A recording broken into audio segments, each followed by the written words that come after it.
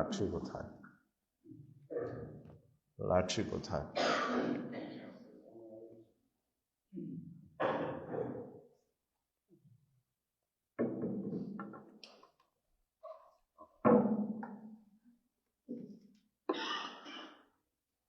إن الحمد لله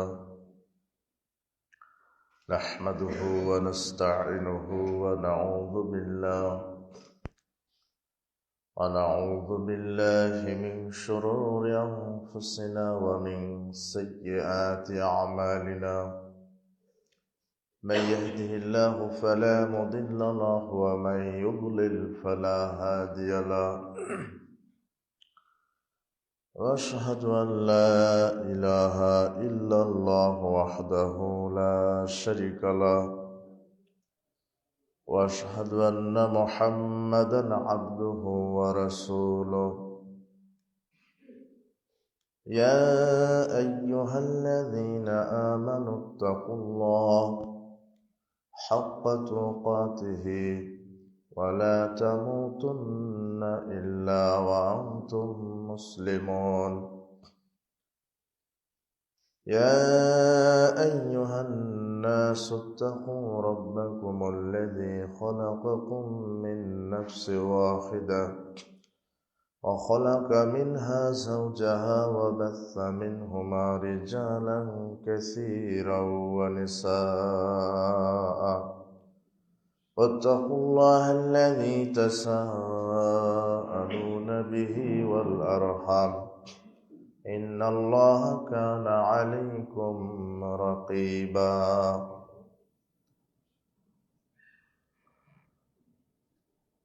يا أيها الذين آمنوا اتقوا الله وقولوا قولا سديدا يصلح لكم أعمالكم ويغفر لكم ذنوبكم ومن يطع الله ورسوله فقد فاز فوزا عظيما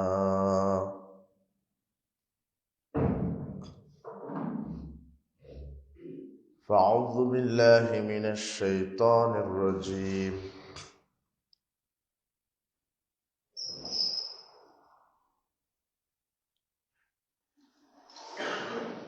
أما بعد فإن خير الحديث كتاب الله وخير الهدي هدي محمد صلى الله عليه وسلم وشر الأمور محدثاتها وكل محدثة بدعة وكل بدعة ضلالة وكل ضلالة في النار فأعوذ بالله من الشيطان الرجيم إن المنافقين في الدرك الأسفل من النار ولن تجد لهم نصيرا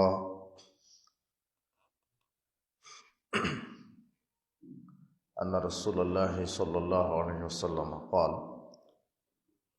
لا تقولوا للمنافق سيد رواه مسلم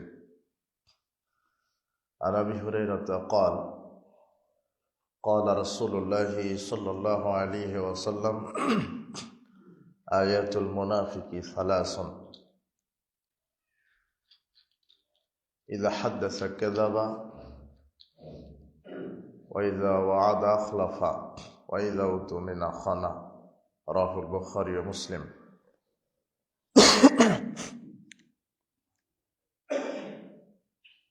প্রশংসা আল্লাহ সুবহানাহু ওয়া তাআলার জন্য যার বিশেষ দয়ায় রহমতে পবিত্র জুমাবারে যিনি আমাদেরকে সুস্থ রেখে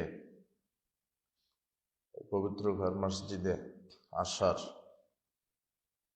সাধ্য অনুযায়ী 2 রাকাত করে নফল সালাত আদায় করার পর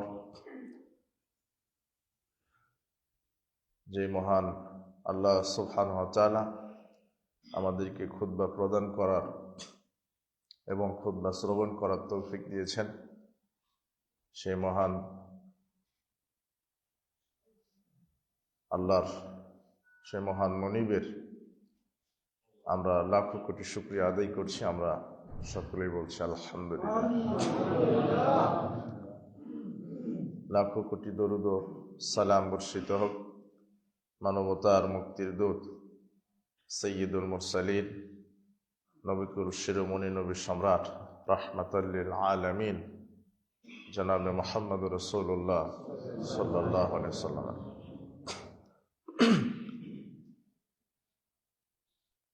আমরা আজকে পবিত্র জুমাবারে জুমার খুতবা হিসেবে যে বিষয়টি নিয়ে আলোচনা করব তা হচ্ছে মুনাফিকদের বৈশিষ্ট্য এবং তাদের পরিণাম।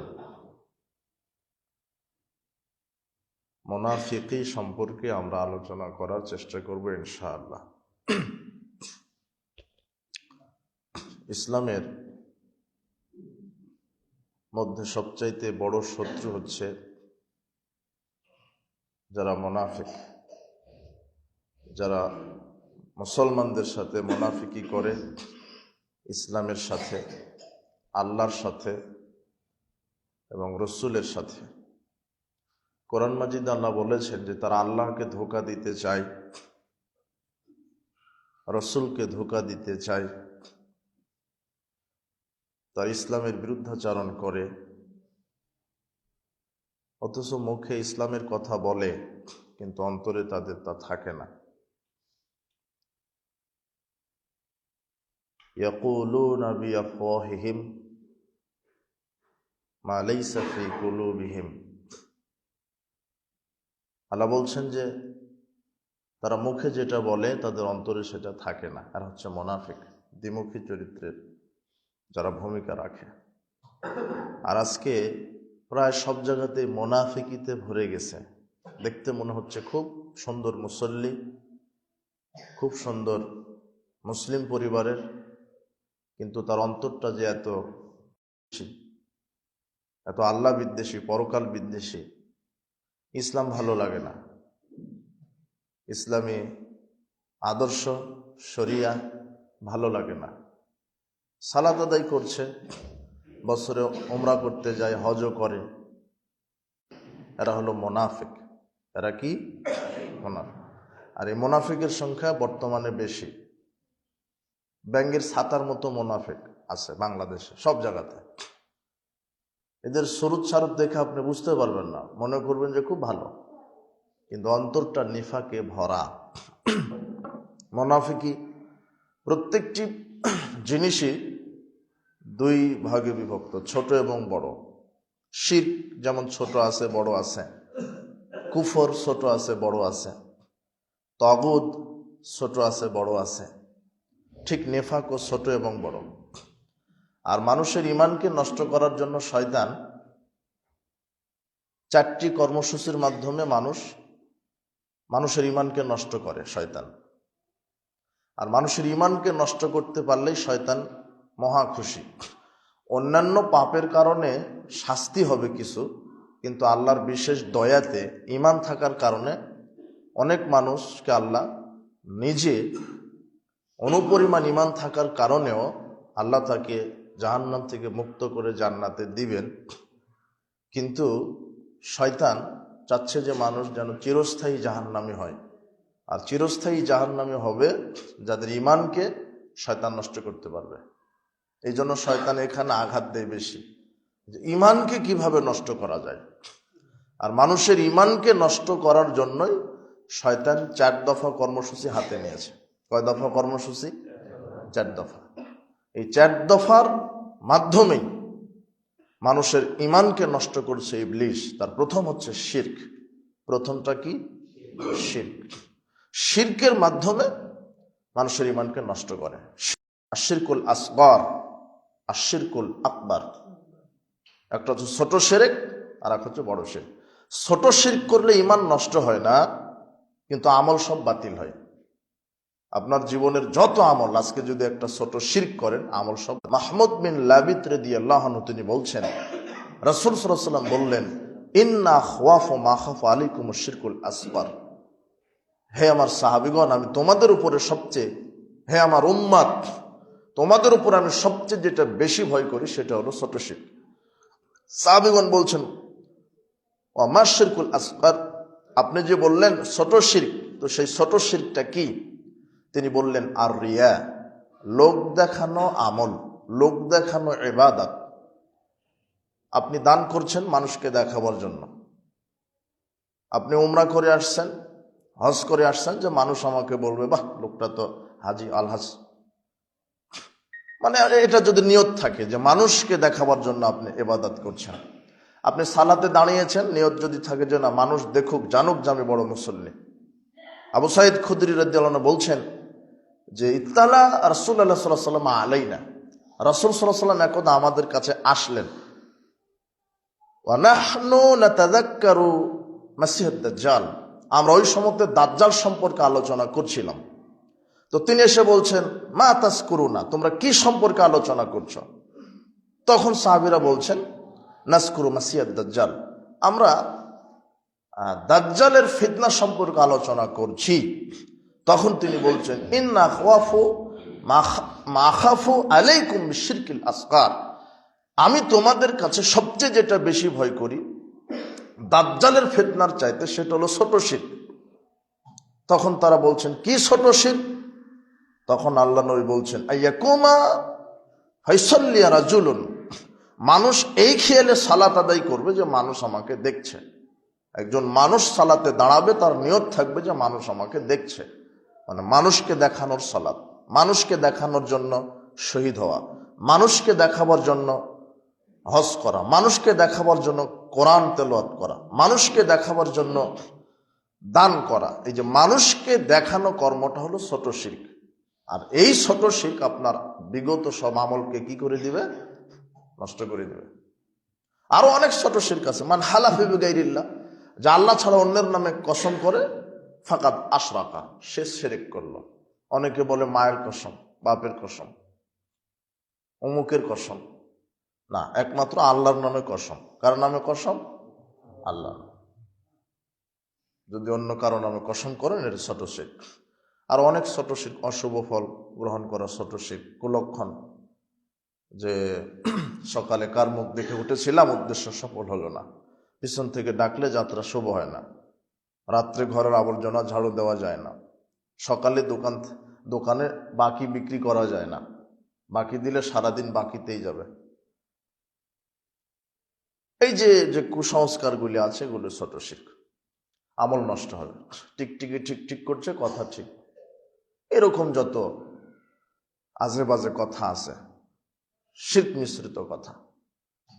ডাক্তার ভালো তাই রুগী বেঁচে গেল, আসলে ডাক্তার ভালো তাই রুগী বাঁচলো না আল্লাহ বাঁচিয়েছে তাই বাঁচলো? এইরকম আর কি কথাগুলো। মাঝি ভালো তাই নৌকা ডুবলো না, জি না। এই কথাগুলি আর অনেক ছোট শিরক আছে। এই যে শিরক, যদি এগুলি ছোট শিরক হয় তাহলে আমল নষ্ট হয়ে যাবে, ইমানটা টিকে থাকবে। কিন্তু বড় শিরক যদি ঘটে যায়, তাহলে আমলের সাথে সাথে কি নষ্ট হয়ে যাবে? ইমান। তখন শয়তান খুব খুশি যে ইমানটাই নষ্ট, সে আর জাহান্নাম থেকে কোনোদিন বের হতে পারবে না। আর বড় শিরক হচ্ছে আল্লাহর সমকক্ষ কাউকে মনে করা, আল্লাহর সমান কাউকে মনে করা, আল্লাহর সাথে অন্য কাউকে তুলনা দেওয়া, শরিক করা, অংশীদারি স্থাপন করা। আল্লাহ যা পারে মনে করা অন্য কেউ সেটা পারে, এটা মনে করা, এটা হচ্ছে বড় শিরক। কেমন করে? একমাত্র যেটা হক আল্লাহ, যেমন সিজদা পাওয়ার মালিক একমাত্র আল্লাহ। আপনি মাজারের সেজদা করে দিলেন, পীরকে সেজদা করে দিলেন, খানকায় গিয়ে একটা সেজদা দিয়ে দিলেন, তাহলে আপনি বড় শিরক, আপনার ইমানটা কি?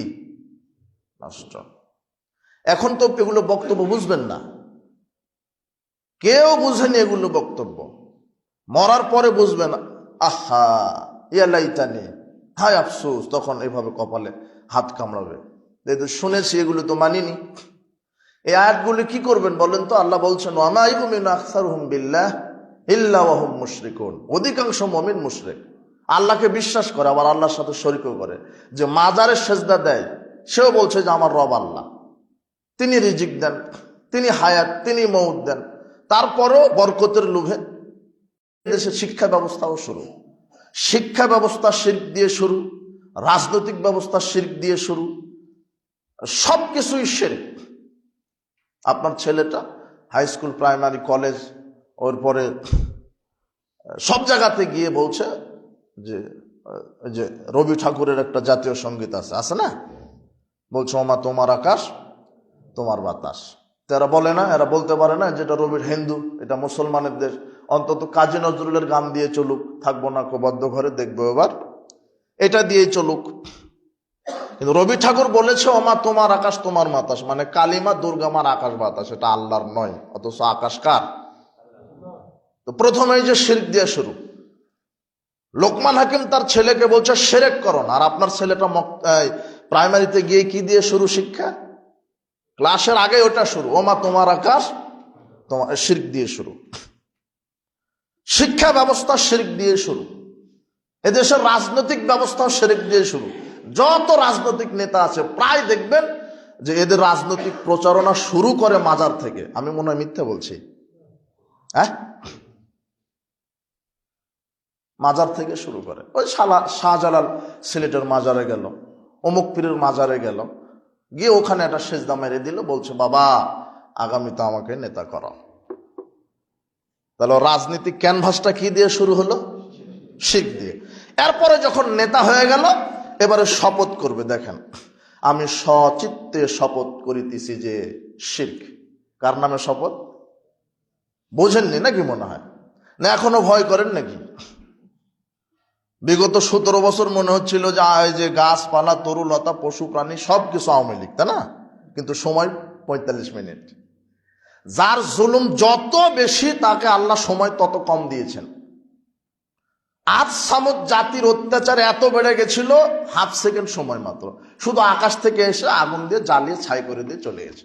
অথচ আজ সামুদ জাতির বক্তব্য ছিল মান আসাদ্দু মিন্না কুওয়া, আমাদের চাইতে শক্তিশালী কেউ নাই, আমরা আল্লাহর চাইতে শক্তিশালী।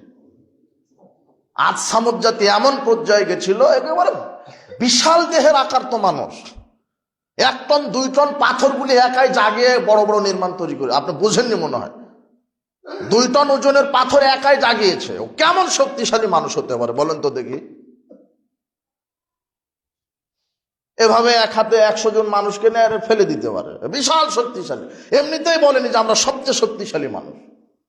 আপনার এখন এই যে কি লাগে, এই যে ফ্লাইওভার গুলি তৈরি করছে না, মেশিন লাগছে, তোর মেশিন লাগেনি, ওদের হাতি মেশিন, এইভাবে পাথর দিয়ে মিনার তৈরি করে। এত শক্তিশালী মানুষ আজ সামুদ। তাই অহংকার স্ফীত হয়ে বলছে যে আমাদের চাইতে শক্তিশালী কেউ নাই। ওদেরকে হাফ সেকেন্ড সময় দিয়েছিল আল্লাহ, এর মধ্যে পিছে মেরে দিয়েছে কে? এরপরে ফেরাউনকে ধরেছিলেন।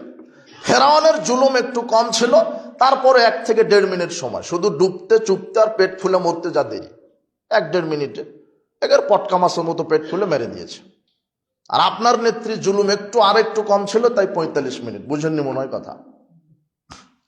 আপনার যদি আবার দাঙ্গাবাজি, চাঁদাবাজি শুরু করেন, আপনি আবার আর একটা হারাম খুঁড়তো। আপনি বলছেন যে ওরা 17 বছর খেয়েছে, আমরা খাবো না, তাই ক্ষমতায় না যেতেই চাঁদাবাজি শুরু করে দিয়েছেন। আপনি ক্ষমতায় যেতেই পারেননি, তবে আপনার আবার চাঁদাবাজি, জুলুমবাজি। অবাক কথা। তো আল্লাহ এখনো নেয়। তবে ইতিহাসের একটা শিক্ষা, জালেমেরা ইতিহাস থেকে শিক্ষা গ্রহণ করে না। ভারতের মোদি জানে না যে ফেরাউন শুয়ে আছে, সুটকি হয়ে আছে, জানে না, কিন্তু শিক্ষা নেবে না। তো মরার পরে সব ঠিক হবে। ওই সাপকে একজন বলছে যে বেটা তুই চলার সময়তে এই আঁকা বাঁকা সোজা হয়ে চলতে পারিস না? বলছে যে আমি সোজা হব মরার পরে। তো ঠিকই মরার পরে সোজা হয়ে আছে। কথা বুঝেননি মনে হয় কথা? তো সাপ তো সবসময় আঁকা বাঁকা, তো নিজেই বলছে আমি সোজা হব মরার পরে, তো মরার পরে ঠিকই সোজা হয়ে আছে। তো অবাক। তো আপনাকে মরার আগেই সোজা হতে হবে, মরার পরে সোজা হয়ে কোনো লাভ নেই। জুলুমবাজি করে টিকার চেষ্টা করেন না। এদেশের ভিত্তি খারাপ, শিরকের উপর দিয়ে সব। শিক্ষা ব্যবস্থা শিরক, রাজনৈতিক ব্যবস্থা শিরক। আমি মনে করেছিলাম আপনার নেতার বক্তব্য ভালোই লাগলো, খুব ভালো লাগলো। আপনার নেতাও বক্তব্য দিচ্ছে। দেখেন যে রাজনীতি করতে গেলে যে এক দল আর এক দলের ব্যাপারে যে কাদা ছোড়াছড়ি করতো, এটা তার প্রমাণ। এদেশের আলেম ওলামা সুযোগ পেয়েছিল, কিন্তু নিজ নিজ স্বার্থে নেমে গেল। ও একাই খাবে, ও বলছে আমি একাই খাবো। যারা বিজ্ঞ পণ্ডিত তারা যদি ঐক্যবদ্ধ হয়ে জাতির সামনে বলতো যে আমরা দেশ চালাবো, তাহলে সম্ভব ছিল। কিন্তু আলেম ওলামারাও স্বার্থে নেমে গেছে। কেউ জান্নাতের সার্টিফিকেট দিয়ে দিচ্ছে, কে বলছে আমাদেরকে না দিলে কোরআনই বিজয় হবে না, আমাদেরকে না দিলে ইসলামী বিজয় হবে না। তো ইসলাম বিজয়, ইসলাম তো এমনিতেই বিজয়ী, কোরআন তো এমনিতেই বিজয়ী। তোমাকে সহযোগিতা করে কোরআন বিজয় করা লাগবে না। কোরআন আগের থেকে কি আছে বলেন তো? বিজয়। ইসলাম আগের থেকেই বিজয়ী। মানে এরাও জাতিকে প্রতারণা দিচ্ছে, জান্নাতের সার্টিফিকেট দিয়ে দিচ্ছে। এই বক্তব্য আবার আপনার নেতা নকল করে বলছে যে আমার সামনে কে আছে হজ করে উমরা করেছে, তো আমি। তো ওনাকে মঞ্চে ডেকে নিয়ে আসলেন, ডেকে নিয়ে এসে বলছে আচ্ছা এখানে বলেন তো কোথায় হজ করেছেন? কাবা ঘরে। কাবা ঘরের মালিক কে? আল্লাহ। আরে জোরে বলেন। বলছে আল্লাহ। দেখেননি মনে হয়? এইভাবে আর জোরে বলেন আল্লাহ। আকাশের মালিককে? বলছে আল্লাহ। সবাই সামনে হয়তো লক্ষ লক্ষ মানুষ, লক্ষ লক্ষ মানুষ না, আল্লাহ। জমিনের মালিককে? আল্লাহ। বেহেশতের মালিককে? তোমার নেতা বেহেশত বলেছে, আসলে জান্নাত, আসলে কি? দোজখের মালিককে? আল্লাহ। তাহলে এগুলি দিতে পারে কে? আল্লাহ। তাহলে যারা এদের এগুলি দেওয়ার সার্টিফিকেট দিচ্ছে তারা নির্বাচনের আগেই প্রতারণা দিচ্ছে। এই যে নিজের স্বার্থের দিকে নিয়ে আসলো কথা। এইবারে কথা বুঝেননি মনে হয়? এখন বাংলাদেশের 16 কোটি মানুষের এই কথা বলতে হবে, নেতা সাহেব আপনি তোই বললেন যে আকাশের মালিক কে? আল্লাহ। জমিনের মালিক? আল্লাহ। কাবা ঘরের মালিক? আল্লাহ। সূর্য চন্দ্রের মালিক? আপনার মালিক? সব আল্লাহ। তো সংসদ চলবে কার বিধানে? ও জাতে মাতাল, তালে ঠিক আছে এখানে। এবার কথা বুঝেননি মনে হয়? আবার তোমার নেতা বলেছে যে যা বেহেশতের মালিক আল্লাহ, বেহেশত আল্লাহ দিতে পারে, আপনি যদি এটার সার্টিফিকেট দেন তাহলে আপনি শিরক করবেন। তার মানে নেতা শিরকের কিছু জ্ঞান রাখে, কিন্তু রাখতে রাখতে ওখানে গিয়ে জাতে মাতাল তালে ঠিক হয়ে গেছে। ওখানেই বলা লাগতো আমি যদি তারেক রহমান ক্ষমতায় যাই তাহলে আগামীতে বাংলাদেশ চালাবো আল্লাহর বিধানে। না বুঝেননি মনে হয় কথা? সব যদি আল্লাহর হয় বিধান চলবে কার? ওই জায়গাতে নেতা তালে ঠিক নেই। আর আমি আকবর বিন আবেদ 10 বছর থেকেই বলে আসছি আমার বক্তব্যের বয়সে যে ইসলামের থিওরি হচ্ছে নেতার পরিবর্তন ইসলাম চায় না, ইসলাম চায় নীতির পরিবর্তন। বলেন তো কিসের পরিবর্তন? নীতির পরিবর্তন। নেতার পরিবর্তন দিয়ে কি হবে যদি নীতি ঠিক না থাকে? ওই যে ডক্টর ইউনূস থাক, ওই যে শেখ হাসিনার ছেলে সজীব ওয়াজেদ জয় ও প্রধানমন্ত্রী, আর না হলে আপনার ওই তারেক কি জিয়ার ছেলে তারেক রহমান এ প্রধানমন্ত্রী। একজন হলেই হলো, নেতা একজন হলে হলো। নীতির পরিবর্তন চায়। নেতা থাকবে, ইসলাম মানবে। এদেশ বাংলাদেশ, এদেশ 95% মুসলমান। এই পৃথিবী আল্লাহর, আকাশ জমিন সবই আল্লাহর। তাহলে বিধান চলবে কার? আল্লাহর। আমি তো কোনো দলের প্রতিনিধিত্ব করিনি, কোনো দলের চামচাগিরি করিনি। 5 পয়সা আমি এগুলিকে মূল্য দিই না। এই জাহেলিয়াতের পথে যারা ইহুদি খ্রিস্টানের বস্তা পচা মতবাদে যারা রাজনীতিতে নেমেছে, এই গণতন্ত্র, এই কুফরিতন্ত্র, এই শিরকিতন্ত্র, এই জাহেলিয়াত, এই আব্রাহাম লিঙ্কনের কাল্পনিক পদ্ধতি, ইসলামকে বাদ দিয়ে, ইসলামের নীতিকে বাদ দিয়ে যারা মানব রচিত বিধান এইভাবে রাজনীতিতে নেমেছে, আমি এগুলোকে মূল্যায়ন করি না। শ্বাস থাকা পর্যন্ত করব না। আমি আল্লাহর গোলাম, আল্লাহর একমাত্র জীবন বিধান ইসলামকে মূল্যায়ন করি, এটাই কথা। আমি এখানে আজকের বক্তব্য কোনো দলের ছাপায় গাচ্ছি না। আমি কে কোন দল ক্ষমতায় গেল এটা 1 মিনিট ভাবি না। আমি নেতার পরিবর্তন চাই না, আমি চেয়েছি নীতির পরিবর্তন। এটা ইসলামের বিধান। শেখ হাসিনা পালিয়ে গেছে, কেউ তার ছেলে আসুক, ও প্রধানমন্ত্রী। ওই ডক্টর ইউনূস প্রধানমন্ত্রী, ও থাক, কিন্তু তাকে কি করতে হবে? যেহেতু দেশ মুসলমানের, সবাই মুসলমান, প্রায় মুসলমান, তাহলে তাকে নিজে ইসলাম মানতে হবে, আর সংসদে আলেম ওলামা যারা হকপন্থী, যারা কোরআন হাদিস বুঝে, দায়িত্ব দিয়ে দিতে হবে। আর সংবিধান হবে কোরআন আর হাদিস। তাহলে আপনাদের আপত্তি থাকবে? চুরি বন্ধ হয়ে যাবে, তখন ছিনতাই বন্ধ হয়ে যাবে, মাদক বন্ধ হয়ে যাবে, জেনা বন্ধ হয়ে যাবে, খুনের বিচার হবে তখন। আর এখন কোন হত্যা খুনের বিচার আছে? খনি দিয়ে কালো জীবন নিরাপত্তা দিতে পারবে না। মানুষের সৃষ্টিকর্তাকে, তো মানুষের ভালো কোনটা মন্দ কোনটা এটা জানে কে? আর এই জন্যই তিনি গাইড বুক দিয়েছেন কোরআন এবং হাদিস। রাজনীতি কিভাবে করবা ওখানে আছে, অর্থনীতি কিভাবে চালাবা ওখানে আছে, সমাজ কিভাবে চালাবে ওখানে আছে, পরিবার কিভাবে চালাবে ওখানে আছে, রাষ্ট্র কিভাবে চালাবে ওখানে আছে। কেউ যদি চুরি করে তাকে কি করতে হবে ওখানে আছে, কেউ যদি দুর্নীতি করে কি করতে হবে ওখানে আছে, কেউ যদি মদ খায় কি করতে হবে ওখানে আছে। ওখানে মানে কোখানে? কোরআনে। কেউ যদি জেনা করে তাহলে কি করতে হবে জেনাকারকে, ওখানে আছে। পরিবারকে কিভাবে চালাতে হবে ওখানে আছে, এতিমকে কিভাবে চালাতে হবে ওখানে আছে, বিধবাকে কিভাবে চালাতে হবে ওখানে আছে, স্কুল কলেজ কলকারখানা কিভাবে চালাতে হবে ওখানে আছে, অর্থনীতি কিভাবে চালাতে হবে ওখানে আছে, নেতা কিভাবে চলবে ওখানে আছে, বউকে কিভাবে চালাতে হবে ওখানে আছে, শিক্ষক ছাত্র কিভাবে চলবে ওখানে আছে। আপনি যা কিছু চালাবেন সব কোথায় আল্লাহ লিখে দিয়েছেন? কোরআনে। কারণ আপনার স্রষ্টা কে? তা আপনার ভালো মন্দ কি প্রয়োজন এটা জানে কে? আল্লাহ।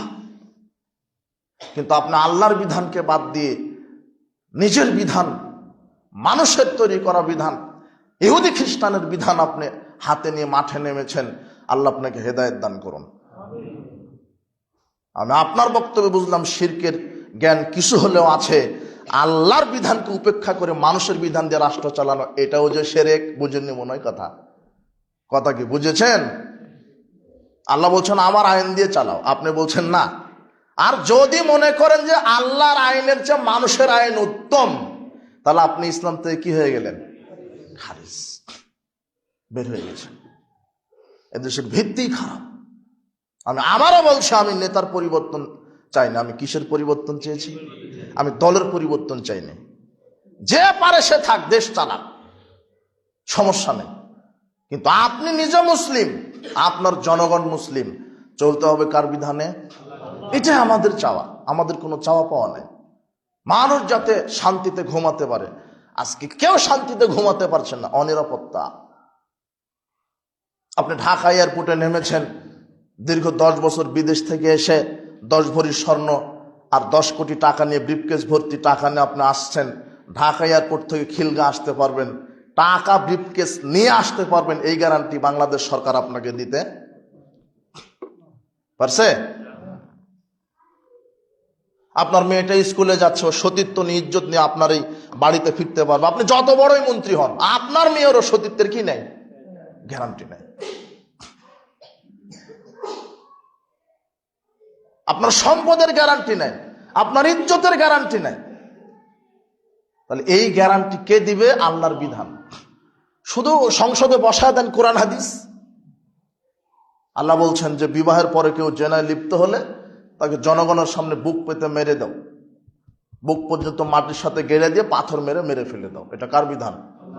একটা জনগণের সামনে করে দেখেন, জেনা বন্ধ হয়ে যাবে। তখন আপনার মেয়েটা রাত 12টায় ওই ঢাকা গার্লস স্কুল থেকে আপনার এই খিলগা চলে আসবে, রাত 12টায় উলঙ্গ হয়ে। একটা যুবক পশমে হাত দেওয়ার কথা তাকাতে পারবে না। কেন?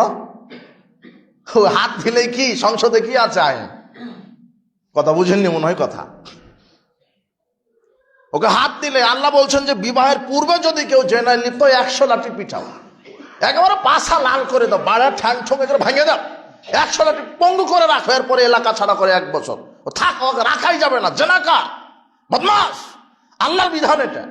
কেউ যদি বিবাহের পরে জেনায় লিপ্ত হয়, 100 লাঠি পিটাও, 1 বছর এলাকা ছাড়া করো।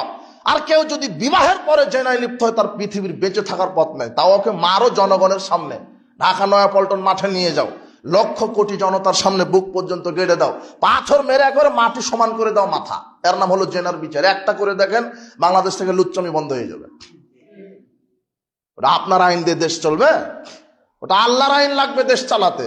আপনি এখানে কুফরি করছেন, শিরক করছেন। এদেশের জন্ম মিথ্যা হয়েছে, মোগল চালিয়েছে 700 বছর, 750 বছর, ইংরেজরা চালিয়েছে 190 বছর। এদেশের রক্তে মাটিতে মিশে গেছে ইহুদি খ্রিস্টানের নীতি সব জায়গাতে। এই অফিস, আদালত, কল কারখানা, শিক্ষাঙ্গন সব জায়গাতে ইহুদি খ্রিস্টানের নীতি। আপনি সেই নীতিতে রাজনীতি করেন, সেই নীতিতে আপনি অফিস আদালত চালান, সেই নীতিতে আপনি কোর্ট কাচারি চালান, সেই নীতিতে আপনি অর্থনীতি চালান, সেই নীতিতে শিক্ষানীতি চালান, সেই নীতিতে আবার রাজনীতি করছেন। আপনি না মুসলমান, আপনার স্রষ্টা না আল্লাহ। আপনি যে বলছেন আকাশ জমিনের মালিক আল্লাহ, কাবা ঘরের মালিক আল্লাহ, তাহলে সংবিধানের মালিকও কে? আল্লাহ আপনাকে এটা বোঝার তৌফিক দান করুন। সবচেয়ে আমি আপনাকে বেশি বেশি ভালোবাসি। কেন? আপনাকে আমি দোয়া করি আপনি যান ক্ষমতায়, অথবা ওই আওয়ামী লীগে আমার ক্ষমতায় যায়, ওই যে পারে সে যাক। আমার সাথ যে আগামীতে বাংলাদেশের নেতা হবে, আল্লাহ তাকে দিয়ে তুমি বাংলাদেশে কোরআনের রাজ কায়েম করার তৌফিক দান করো।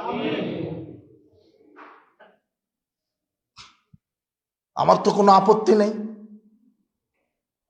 এদেশের মানুষ দিশেহারা, তার সম্পদ নিয়ে, তার সতীত্ব নিয়ে, তার জীবন নিয়ে কেউ কোনো মানুষের সতীত্বের সম্পদের গ্যারান্টি দিতে পারছে না।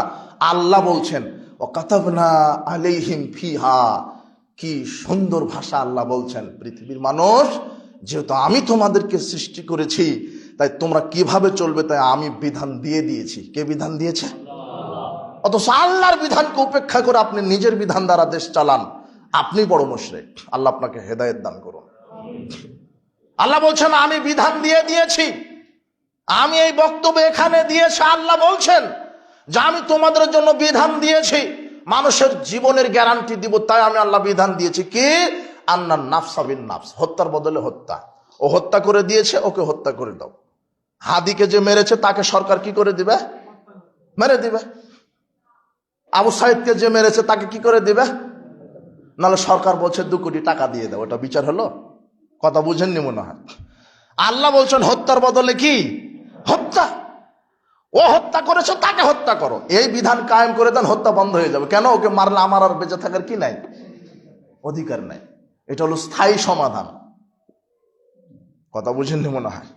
এটা হলো স্থায়ী সমাধান। একটা মানুষের জীবনের মূল্য আল্লাহর কাছে এত বেশি, দিনে দুপুরে পাথর মেরে মাথা ফাটিয়ে মেরে দিলেন আপনি শুধু নিজের চেয়ারটাকে দখল করার জন্য। দিনে দুপুরে আপনি নিজের দাবিদারি ধরে রাখার জন্য একটা ছেলেকে গুলি করে দিলেন, নিজের দাবিদারি ধরে রাখার জন্য একটা মেয়েকে ধর্ষণ করে দিলেন, নিজের দাবিদারি ধরে রাখার জন্য আপনি বাসে আগুন লাগিয়ে দিলেন। হলো? আল্লাহর নিকটে একটা জীবনের মূল্য কত? আল্লাহ বলছেন সারা পৃথিবীবাসী আকাশবাসী যদি একজন মানুষকে হত্যা করে, একজন মানুষকে হত্যা করার কারণে আমি সবাইকে একেবারে নগদ জাহান্নামে ঢুকিয়ে দিব। আল্লাহর কাছে একটা প্রাণীর কত মূল্য, একটা প্রাণের কত মূল্য, আর আপনি মেরে দিলেন। এজন্য আল্লাহ বলছেন হত্যার বদলে হত্যা। ওলাইনা বিলাইনে, চোখে মেরেছে তার চোখে মারো। অলুজুনা বিলুজুনে, কানে মেরেছে তার কানে মারো। এটা হলো বিচার, এটা হলো কেসাস। এটা কি? কেসাস। ওয়াসিন্না বিসিন্না, ওর দাঁতে মেরেছে ওর দাঁতেও মেরে দাও। ওয়াল জুরহা কেসাস, ওকে জখম করেছে ওকেও জখম করো। এটা কার বিধান? এটা সংসদে কায়েম হোক। তাহলে দেখেন মারামারি, দাঙ্গাবাজ, হাঙ্গাবাজ সব বন্ধ হয়ে যাবে। এই যে চাঁদাবাজ আছে না, আল্লাহ বলছেন এদেরকে ধরো আজীবন জেলখানায় দিয়ে দাও। এটা কার বিধান? চাঁদাবাজ বন্ধ হয়ে যাবে। এই যে চোর আছে না, চোর, পিয়ন 400 কোটি টাকার মালিক, বলতেও লজ্জা লাগেনি। তাহলে এমপির অবস্থা কি? পিয়নই যদি 400 কোটি টাকার মালিক হয়, আপনাদের সবচেয়ে বড় সরকারি কর্মকর্তা, আপনার মৃত্যু পর্যন্ত চাকরি করলে আপনি 100 কোটি টাকায় বেতন পাবেন? বুঝেননি মনে হয় কথা। অবাক করা কথা হলো, 400 কোটি টাকার মালিক হয় কি করে? বলতেও লজ্জা লাগে না, শরম লাগে না? টাকা ওর বাপের নাকি? ওখানে ভ্যান চালকের টাকা ছিল। বেটা তুমি মরো। 1 টাকা দুর্নীতি করলে পরিণাম জাহান্নাম। আল্লাহর নবীকে বলছেন, আল্লাহর নবী আপনি তো নেতা মানুষ, এই লোকটা হলো খাদেম, নাম হচ্ছে মেদাম, আমরা দিলাম, আপনাকে ভালোবাসি, আপনার গাড়ি পরিষ্কার করবে, জুতা পরিষ্কার করবে, ওজুর পানি দিবে, গোসলের পানি দিবে, আপনাকে দিলাম, এটা হাদিয়া। এই ব্যক্তিকে আমরা আমাদের কওমের পক্ষ থেকে দিলাম, আপনার সেবা করবে। ইজাসাব ও সামন আয়রন। তো মেদাম রাসূলের ওই উঠের পিঠের হাওদা ঠিক করছিলেন, চেয়ারে যে উঠের পিঠে বসা হাওদা, বসার একটা আসন ন্যাকড়া দিয়ে পরিষ্কার করছিলেন। রসুল ওখানে বসবেন, হঠাৎ করে একটা তীর সেখানে লেগে গেল, মেদামের শরীর লেগে পরপরটা বের হয়ে গেল, ফাকাতালাহু, মেদাম মারা গেলেন। তখন জনগণ বলছে বাহ, রসুলের খাদেম, শ্রেষ্ঠ নবী, তার খাদেম হানি আল্লাহুল জান্নাহ, কোথায় চলে গেছে? জান্নাতে। তখন মুহাম্মদ সাল্লাল্লাহু আলাইহি ওয়াসাল্লামের কানে যখন এই কথা আসলো, মুহাম্মদ সাল্লাল্লাহু আলাইহি ওয়াসাল্লামের কানে যখন এই কথা আসলো, কি কথা? যে বাহ, আমার খাদেমকে জান্নাতে মেরে দিল, জান্নাতের সার্টিফিকেট দিয়ে দিল। আল্লাহ নবী বলছেন কাল্লা, এই শোনো, কখনো নয়। ওয়াল্লাযী নাফসি বিয়াদিহি, আল্লাহর কসম, ইন্না আখাযাহা ইয়াওমা খায়বার মিনাল মাগানিম লাম তুসবিহুল মাকাসিম। শোনো, আমার এই খাদেমটা খয়বারের যুদ্ধের দিনে রাষ্ট্রীয় সম্পদ থেকে একটা চাদর চুরি করেছিল। কয়টা চাদর? কি সম্পদ থেকে? রাষ্ট্রীয় সম্পদ থেকে। রাষ্ট্রীয় সম্পদ কি ওর বাপের না জনগণের? জনগণের। জনগণের সম্পদ থেকে একটা চাদর চুরি করেছে। লাতাশতাইলু আলাইহি নারান, তাই তো আল্লাহ তাকে জাহান্নামে ঝলসিয়ে দিচ্ছে আগুনে, চাদর সহ তাকে জাহান্নামের আগুনে ঝলসিয়ে দিচ্ছে। ফালামা সামিয়া যালিকান নাস, এই কথা শোনার সাথে সাথে অনেক জনগণের মধ্য থেকে একটা লোক এসে বলছেন, আল্লাহ নবী, যা রাসূলুল্লাহ সাল্লাল্লাহু আলাইহি ওয়াসাল্লাম শিরাকুন আও শিরাকায়েন, একজন ব্যক্তি একটা ফিতা, সুতা, দড়ি, এগুলো বুঝেন তো ভাষা? দড়ি বুঝেন তো? সুতা, একটা সুতা, 1.5 হাতের সুতা রাসূলের কাছে এসে বলছে, আল্লাহ নবী, এটা হলো রাষ্ট্রীয় সম্পদ, তো রাষ্ট্রীয় সম্পদ থেকে আমি একটা সুতা চুরি করেছি, আমার কি হবে? তো তোমার কি হবে? এটা পরে তিনি বলছেন, শিরাকুম মিন্নার আও শিরাকানে মিন্নার, কেউ যদি রাষ্ট্রীয় সম্পদ থেকে একটা সুতা অথবা 2টা সুতা চুরি করে, তবুও তার থাকার জায়গায় জাহান্নাম। তাহলে তোমার নেতার জায়গা কোথায়? একটা সুতা চুরি করলে যদি জাহান্নামে যাওয়া লাগে, এই জন্য আল্লাহ আগেই বলে দিয়েছে যে চোর এবং চুন্নি, ওয়াসারিকু ওয়াসারিকাতু ফাকতাউ আইদিয়াহুমা, চোর এবং চুন্নির হাত কেটে দাও। কি কেটে দাও? এটা হলো সংসদে আইন থাকবে। জনাব, আপনার আইন দিয়ে চোরকে বন্ধ করতে পারবেন না, আপনার আইন দিয়ে চোর বন্ধ হবে না। ঢাকা এয়ারপোর্টে স্বর্ণ নিয়ে নামলে পুলিশে আপনার স্বর্ণ চুরি করে নিয়ে চলে যাবে। কথা বুঝেননি কথা? ওটা আল্লাহর আইন লাগবে। আল্লাহ বলছেন চুরি করলে তার কি কেটে দাও? হাত কেটে দাও। আপনার এই মসজিদে আমি একটা হাদিসে ইবারত করেছিলাম, একজন সম্ভ্রান্ত পরিবারের মেয়ে চুরি করে ধরা পড়েছে, তখন মুহাম্মদ সাল্লাল্লাহু আলাইহি ওয়াসাল্লামের কাছে নিয়ে যাওয়া হলো, হাত কাটা হবে। এখন কি কাটা হবে? সম্ভ্রান্ত পরিবার মানে মনে করেন বাংলার সবচেয়ে ধনিক শ্রেণীর পরিবারের একটা মেয়ে চুরি করেছে, এখন রাষ্ট্রের কাছে গেছে, হাত কাটা হবে। তখন রাষ্ট্রের এমপি মন্ত্রীরা সুপারিশ করছে যে এটা তো সম্ভ্রান্ত পরিবারের মেয়ে, হাজারো লক্ষ বিলিয়ন মিলিয়ন ট্রিলিয়ন কোটি টাকার মেয়ে, কাজে এর হাত কাটা যাবে না। তখন মুহাম্মদ সাল্লাল্লাহু আলাইহি ওয়াসাল্লাম বলছেন, ওসামা বলো কি সম্ভ্রান্ত কাকে বলে, ক্ষমতাশালী নারী কাকে বলে? আজকে আমি মদিনার প্রেসিডেন্ট, আমি মুহাম্মদ সাল্লাল্লাহু আলাইহি ওয়াসাল্লামের মেয়ে ফাতেমাও যদি চুরি করতো, আমি ফাতেমার হাত কেটে দিতাম। এর নাম ইসলামী বিচার। আল্লাহ বলছেন চোর এবং চুন্নিকে কি কেটে দাও? হাত কেটে দাও। ওই আইনটা পাশ করেন সংসদে, দেখেন চোর থাকবে না। চোর থাকলেও চোরের কি থাকবে না? আর হাত থাকলে কি থাকবে না? বুঝেননি কথা? যদি হাত থাকে তাহলে কি থাকবে না? চোর থাকবে না। আর চোর থাকলে তার কি থাকবে না? হাত থাকবে না। এটা কার বিধান? তখন আপনি ঢাকা এয়ারপোর্ট থেকে 10 কোটি টাকা রাত 2টায় ব্রিফকেস করে একাই নিয়ে আসবেন, চোর শুধু ফেল ফেল করে দেখবে, কিন্তু তার কোনো ক্ষমতা নাই। এটা হলো আল্লাহর বিধান। চুরি করলে হাত কাটো। এবারে ছিনতাইয়ের ভয় করছেন, ডাকাতের ভয়, আল্লাহ আর একটা বিধান দিয়ে দিয়েছেন। ছিনতাইকারী আর ডাকাতের বিধান দিয়ে দিয়েছেন কি? আল্লাহ বলছেন যদি মালিকের কাছ থেকে সম্পদ ছিনিয়ে নেয় কোনো ডাকাত ছিনতাইকারী, তাহলে ওই ডাকাতকে সরকার আজীবন জেলখানায় বন্দী করবে অথবা দেশ থেকে তাড়িয়ে দেবে। আর যদি সম্পদ ছিনিয়ে নেওয়ার সময় মালিকের শরীরে টাচ করে, তাহলে আল্লাহ বলছেন ডাকাত এবং ছিনতাইকারীর হাত পা উলঙ্গ উল্টা করে কেটে দাও। ডান হাত কাটো, বাম পা কাটো, বাম হাত কাটো, ডান পা কাটো, এটা উল্টো ভাবে কেটে দিতে হবে। ছিনতাইকারী আর কার? ডাকাতের। যদি মালিকের সম্পদ নিতে গিয়ে মালিকের গায়ে কি করে, মানে মালিক দিচ্ছে না, জোরাজুরি করছে, তখন ডাকাতটা ছুরি দিয়ে একটা হয়তো বা ঘুতা দিল, ড্যাগারের একটা ঘুতা দিল, লাঠি দিয়ে একটা ঘুতা দিল, মানে আঘাত করে সম্পদ ছিনিয়ে নিয়েছে যখন, তখন রাষ্ট্র ডাকাতকে ধরে হাত পা উল্টা করে কি করে দিবে? কেটে দিবে। দেখুন তো, একটু ভাবেন তো চোখ মুজে, যে উল্টা করে হাত পা কেটে দিল, অগদার কি হবে ওকে দিয়ে? বেঁচে থাকার মরার জন্য কি সমান? এরপরে আল্লাহ আবার বলছেন সূরা মায়েদা, আপনি আজকে বাড়িতে গিয়ে পড়বেন, 30, 35, 37 আয়াতের মধ্যে এগুলো আয়াত আছে, বিধান আছে। চুরি করলে হাত কাটো, জেনা করলে মেরে দাও, সূরা নূরে পাবেন আল্লাহর বিধান এগুলি। আর এটা ডাকাত ছিনতাইকারীর বিধান। এবার আল্লাহ বলছেন, ডাকাত যদি ছিনতাইকারী যদি মালিককে হত্যা করে সম্পদ ছিনিয়ে নেয়, এবারে কি করেছে? হত্যা। তখন আল্লাহ বলছেন, এখন জাতির সামনে তাকে নিয়ে যাও, ডাকাতকে, চোরকে, ওই ছিনতাইকারীকে জাতির সামনে নিয়ে গিয়ে একেবারে শুলে বিদ্ধ করে ব্রাশ ফায়ার করে মেরে দাও, যাতে জাতি দেখুক, আরো 10 জন ডাকাত দেখবে। আমি যদি ডাকাতি করি তাহলে আমারও কি হবে? হ্যাঁ, আমি যদি এইভাবে আর একজন ডাকাত তো দেখবে না? এটা রেডিও টেলিভিশনে ব্রডকাস্ট হয়ে যাবে, জনগণ সচক্ষে দেখবে। এই আইন যদি সংসদে কায়েম হয়, আপনার সম্পদ আর চুরি হবে, ডাকাতি হবে, ছিনতাই হবে? আপনি কি আইন প্রণয়ন করেছেন? ছি, আপনি নাকি মুসলমান, আপনি নাকি তাওহীদ বুঝেন, আবার আপনি আমাকে বলছেন মাওলানা সাহেব রাজনীতির কথা বলবে কেন? আপনি হুজুর মানুষ, একটু অজু গোসল কুলুক ঢিলা শিখাবেন, আপনি রাজনীতির কথা বলবেন কেন? যে বলছে সে অজু জানে না। যে আমাকে বলছে যে মাওলানা মানুষ আপনি হুজুর মানুষ, আপনি ঢিলা কুলুকের ফজিলত শিখাবেন, আপনি রাজনীতির কথা বলতে গেছেন কেন? কাপুরুষ, রাজনীতি তুমি করবে? রাজনীতি আলেম করবে, রাজনীতি আলেম বুঝে। এই পৃথিবী আল্লাহ, এই পৃথিবী বিধান চলবে কার? আল্লাহ। তুমি তো সামান্য মাত্র 56,000 বর্গ মাইলের একটা ইউনিটের সভাপতি, তাই তুমি আমাকে বলছো রাজনীতি তুমি করবা? ওমর ইবনুল খাত্তাব ছিল অর্ধ পৃথিবীর প্রধানমন্ত্রী। বলো তো কি পৃথিবীর? অর্ধ পৃথিবীর। তোমার বাংলাদেশ মানচিত্র দেখা যায় না, তুমি তার একটা ছোট্ট একটা পটকা নেতা হয়ে তুমি আমাকে বলছো রাজনীতির কথা বলবেন না? কাপুরুষ, তুমি কি জানো রাজনীতির? রাজনীতি শেখো ওমর ইবনুল খাত্তাবের কাছ থেকে, যিনি বলছেন ফোরাত নদীর তীরে যদি কুকুর না খেয়ে মারা যায়, এর জন্য আল্লাহ আমাকে কি করবেন? ধরবেন। তার কাছ থেকে রাজনীতি শেখো।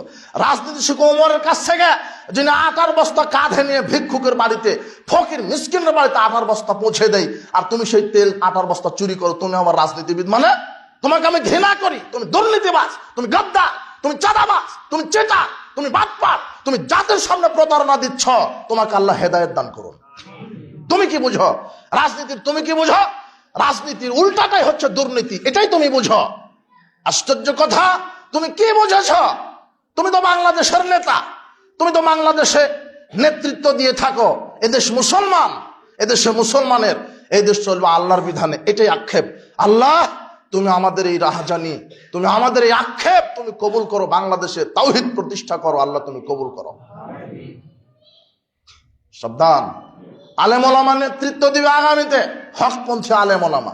কোন চাঁদাবাজ, কোন বেনামাজি, কোন লুচ্চা, কোন হারামখোর, দুর্নীতিবাজ বাংলাদেশের নেতা হওয়ার সুযোগ দেওয়া যাবে? আপনি তো দুর্নীতি করার সুযোগ দেন, আপনি তো দুর্নীতি করার সুযোগ দেন। এই দুর্নীতিবাজরা গেল কিভাবে ক্ষমতায়?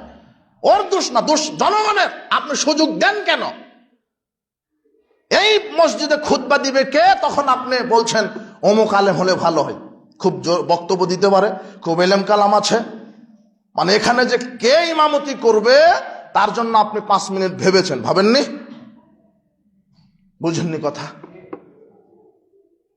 বাইতুল মুকাররমে 5,000 লোক সালাত আদায় করে, কে ইমাম হবে?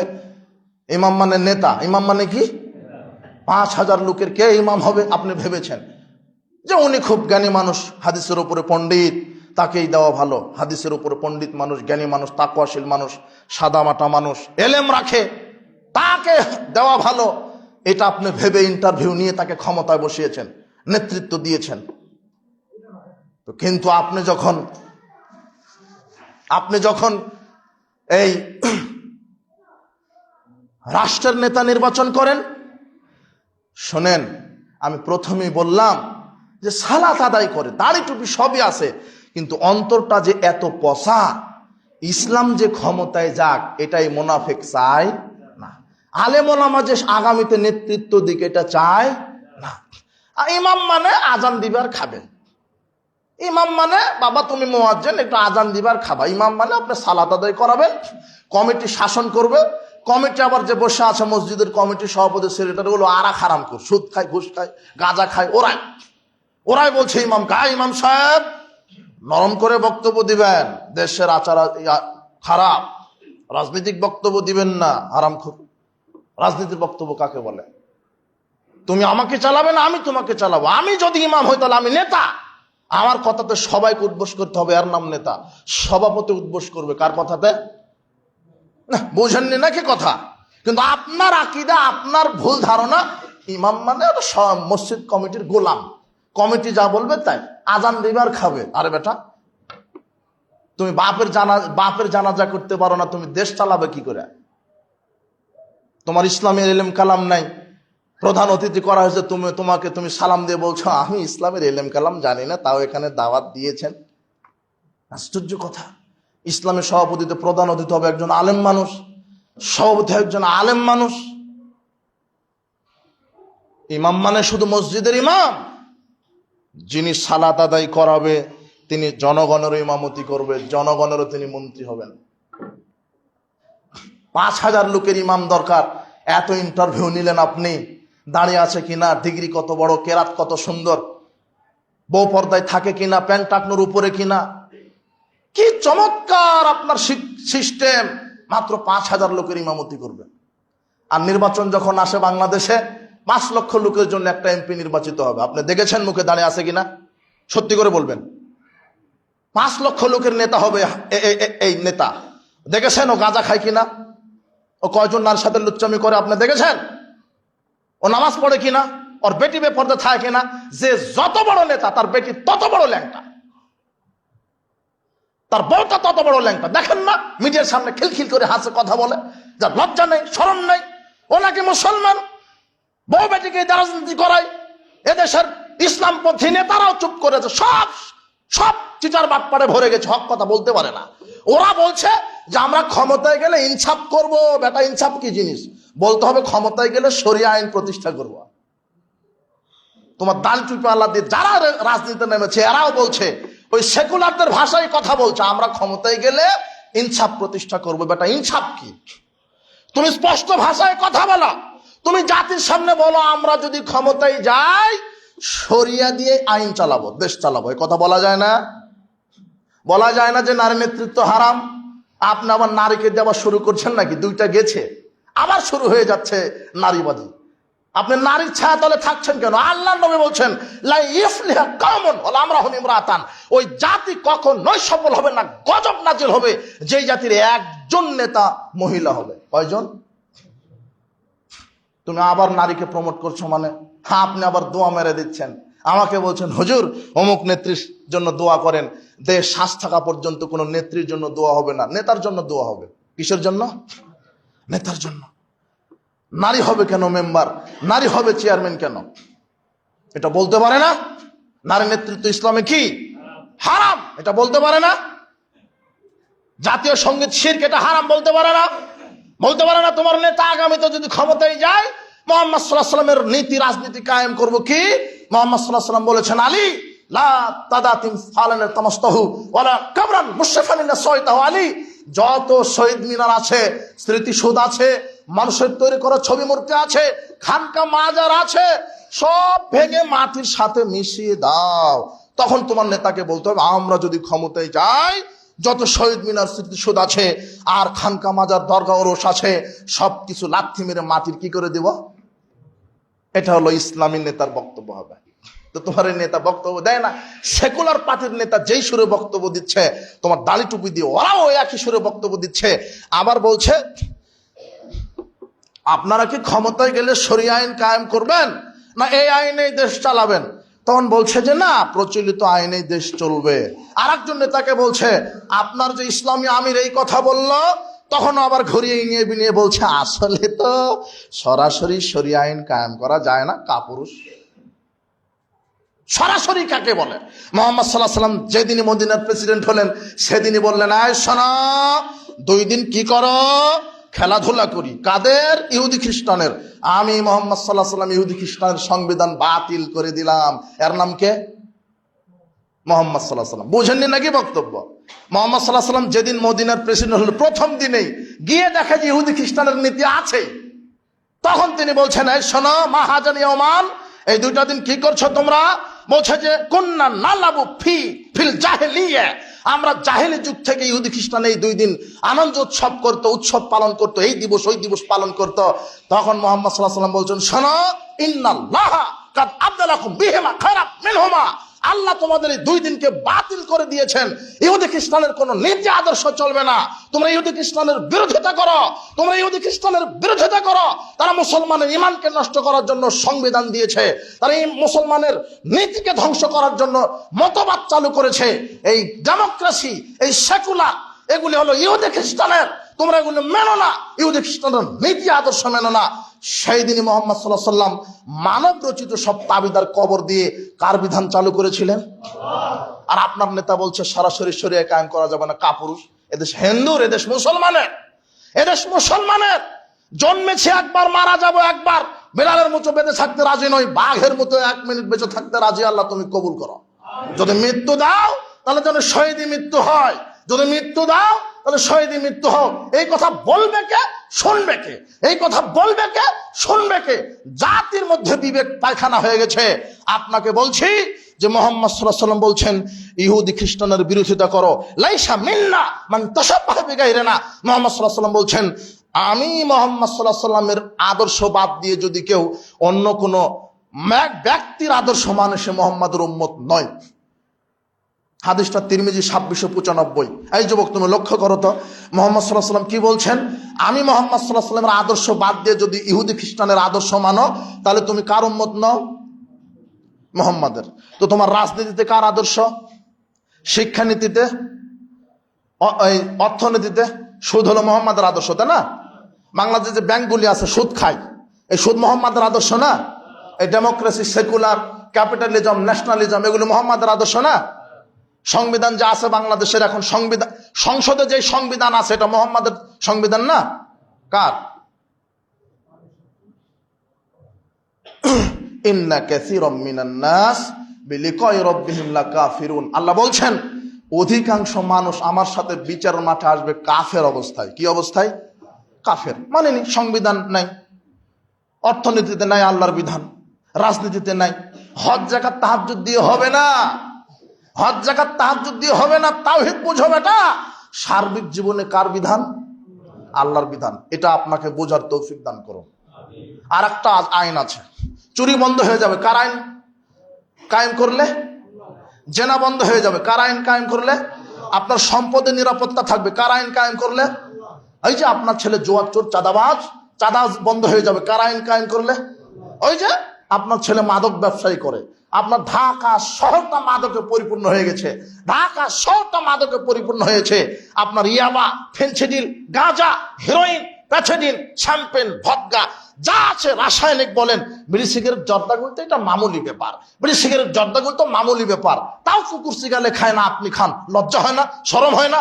আপনি সালাত আদায় করেন, এখান থেকে বের হয়ে গিয়ে আপনি সিগারেট খাবেন। আপনি মুনাফিক, আপনি গাদ্দার, আপনি চিটার, আপনি আল্লাহর সাথে মুনাফিকি করছেন। আপনি না মুসল্লি, আপনি যেখানে বলেন আল্লাহু আকবার, একমাত্র আল্লাহর বিধান চলবে, তো আল্লাহ বলছেন মাদক হারাম, আপনি বিড়ি খান কি করে? হারামখোর। আপনার লজ্জা থাকা দরকার। আল হায়া মিনাল ঈমান ওয়াল ঈমান ফিল জান্নাহ। লজ্জা হলো ঈমান, ঈমানই হলো জান্নাত। আপনি সালাত আদায় করে বিড়ি খাবেন, আপনি সালাত আদায় করে প্রেম করে বেড়ান, আপনি সালাত আদায় করে চাঁদাবাজি করে বেড়ান, আপনি সালাত আদায় করে বউকে বেপরদায় ঘোরান, আপনি সালাত আদায় করে বেটিকে ল্যাংটা করে ঘোরান, আপনি দায়ুস, আপনি মুনাফিক। আপনার ভিতরে ঈমান আছে, বউকে চালান, বেটিকে চালান, ইসলামের আদর্শে চালান, মুহাম্মদ সাল্লাল্লাহু আলাইহি ওয়াসাল্লামের নীতিতে চালান। আপনার এই এলাকা, এই ঢাকা শহর আজকে মাদকে পরিপূর্ণ, প্রায় নাকি মাদক ব্যবসায়ী। এই যুবক তুমি নাকি মদ খাও, তোমার নেতা নাকি তোমাকে বলে আমার দল করো, কত গাদি মদ লাগবে দিব। তোমার নেতা এটাই বলে। নারী লাগবে নারী দিব, গাড়ি লাগবে গাড়ি দিব। তোমার নেতা আল্লাহর আইন চাইবে কি? আল্লাহর আইন চাইলে তো মদ খেতে পারবে না। অথচ আল্লাহ বলছেন আমার বিধান কায়েম করো। আর আপনার আকীদা কোরআন মানে ওই রমাদানে একটু খতম দিতে হবে, আর 11 মাস রেখে সাজিয়ে রাখতে হবে। ওই যে দর্জিকে বলে কোরআনের মাপ মতো একটু কি বানিয়ে দিন, হ্যাঁ এটা কি বলে, গিলাপ। দর্জি সাহেব একটু গিলাপ বানিয়ে দিন তো, এবার রমজানে যা হয়েছে হয়েছে, পারলাম না, আগামী রমাদান আল্লাহ বেঁচে রাখলে পড়বো। এই গিলাপ একটা তৈরি করে রেখে দিয়েছে তাকে। মুনাফিক। এই কোরআন কি তাকে সাজানোর জন্য এসছে? কোরআন সংসদে বসাতে হবে। ওয়াজ মেম্বার থেকে হবে না, ওয়াজ কোথায় থেকে হবে?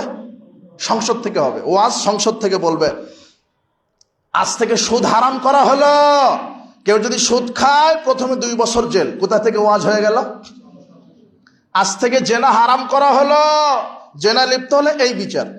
আজ থেকে মদ হারাম করা হলো, কেউ যদি বিড়ি সিগারেট জর্দাগুল খায় প্রথম অবস্থায় 40টা জুতার পিটা। এটা আল্লাহর বিধান। 40টা জুতার বাড়ি দিতে হবে। কার বিধান? আল্লাহর নবী বলছেন, মান শারাবাল খাম কানা ইয়াদরিবু ফিল খামরে বিন্নিয়াল ওয়াল জারাব 40। আল্লাহর নবী বলছেন, কেউ যদি মদ পান করে প্রথমে বেত দিয়ে 40টা মারো, এরপর আবার যদি করে তাহলে বেত দিয়ে হলো না, অপমান বোধ করলো না, এবারে কি দিয়ে? নিয়াল, জুতা দিয়ে। এবারে কি? তাহলে হেডমাস্টার কি খাবে? জুতা। তুমি কি খাবে? তোমার বাপ কি খাবে? জুতা। এটা আল্লাহর বিধান। কোরআনটা শুধু সংসদে বসাও, দেখো যে মদ বন্ধ হয়ে গেছে।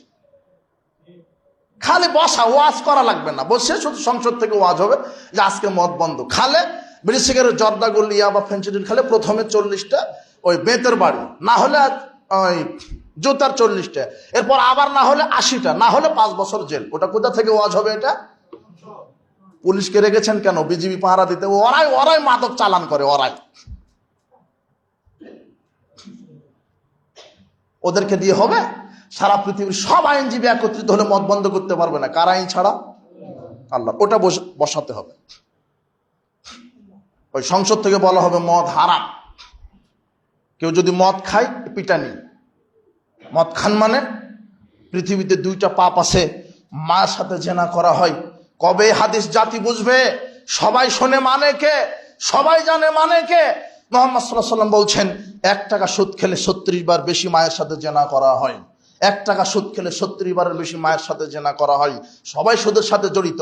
ব্যবসায়িক, রিক্সা চালক, ভ্যান চালক, মুদির দোকানদার, মোটরসাইকেলের শোরুম। বলছে আকবর বিন আবেদ সাহেব, এই যে মোটরসাইকেলের শোরুম 50 কোটি টাকা ইনভেস্ট করা আছে। আমি বললাম, ভাই টাকা কোথায় পেলেন? তো সোনালী ব্যাংক থেকে নিয়েছি। কোথায় থেকে নিয়েছে? ওর ব্যবসা প্রতিষ্ঠানই হারাম। ব্যাংকই ওকে কি ইসলামের টাকা দিয়েছে না সুদের? সুদের। আকবর সাহেব, যে মুদির দোকান দিলাম 50 লাখ টাকা ইনভেস্ট করা আছে, টাকা কোথায়? ব্যাংক থেকে নিয়েছি। মুদির দোকান কি? আমি যে রিক্সা চড়ে যাচ্ছি, রিক্সা চালককে বলছি, ভাই কোথায় বাসা? ঢাকাতে কতদিন থেকে আছেন? তো 5 বছর। রিক্সা কিভাবে কিনেছেন? ব্যাংক থেকে লোন নিয়ে। রিক্সাটা কি? আপনি পান খাবেন, পানের দোকানদারকে বলবেন, ভাই পানের দোকান কত বছর? 10 বছর। দোকান কি দিয়ে করেছিলেন? ব্যাংক থেকে লোন নিয়ে। দোকান কি? প্রায় হারামখোর। টর্চ লাইট দিয়ে দেখবেন যে হালালখোর পাওয়াই কঠিন। প্রায় সুদের সাথে জড়িত। 1 টাকা সুদ সমান কতবার বেশি জানা? 70। কার সাথে? মামাতো বোনের সাথে নয়। কার সাথে? মায়ের সাথে। আপনার ঈমান থাকা উচিত, লজ্জা থাকা উচিত। আল খামরুল ফাওয়াহিশ। এরপরই যুবক তোমাকে বলছে, তোমার বাপকে বলছে, তোমার জাতিকে বলছি, মুহাম্মদ সাল্লাল্লাহু আলাইহি ওয়াসাল্লাম বলছেন, মদ পান করা অশ্লীল কাজের মূল। মদ পান করা অশ্লীল কাজের মূল। আকবারুল কাবায়ের, বড় পাপ। মান শারাবাহা, যে ব্যক্তি মাদক মুখে দিল, ওয়াকালা উম্মু খালাতু আম্মাতিহি, সে তার মা খালা ফুপুর সাথে জেনা করলো। সুদের পাপের চাইতে বিড়ি সিগারেট জর্দাগুল ইয়াবা খাওয়ার পাপ বেশি জেনার দিক থেকে। 1 টাকা সুদ খেলে শুধু মায়ের সাথে জেনা করা হয়। আর মাদক মুখে দিলে 3টা নারী আছে। বলো তো কয়টা নারী? 3টা নারী। এই জাতি বুঝবে কিভাবে? বিড়ি সিগারেট জর্দাগুল ইয়াবা হারাম, তার ব্যবসাও হারাম। প্রত্যেকটা মুদির দোকানে আছে, প্রায় হারাম। আল্লাহ আমাদেরকে হালাল পবিত্র রুজি ভক্ষণ করার তৌফিক দান করুন। এই জাতিকে আল্লাহর তাওহীদ বুঝার তৌফিক দান করুন। আল্লাহর বিধান যদি কায়েম হয়, আমি আবারও বলছি, আমি নেতার বিরোধী নই, নেতার পরিবর্তন নয়। বলেন তো, স্লোগান দেন তো, কিসের পরিবর্তন? নীতির পরিবর্তন। আমি আপনাকে ভালোবাসি, আপনি তো মানুষ, আপনার ভুল হতে পারে, কিন্তু আপনি এটা বুঝছেন না কেন? আপনার স্রষ্টা আল্লাহ, কাজে বিধান চলবে কার? আপনিই তো বললেন আকাশের মালিক কে? তাহলে আপনি এটা বলছেন না কেন? সবার মালিক যদি আল্লাহ হয়, সংবিধানের মালিক কে? এটাই বুঝলেই কাম হবে। আল্লাহ আপনাকে বোঝার তৌফিক দান করুন। আমরা কল্যাণকামী।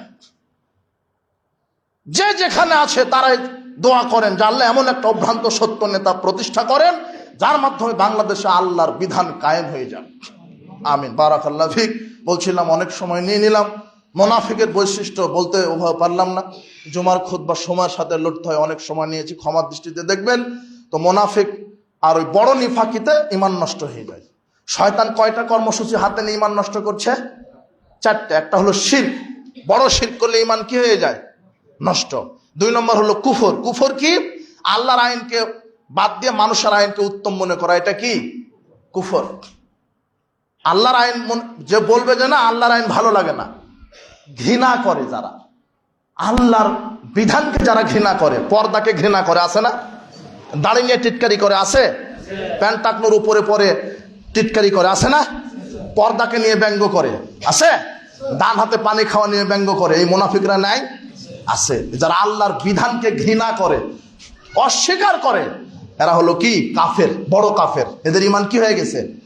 নষ্ট। আর তাগুত কি?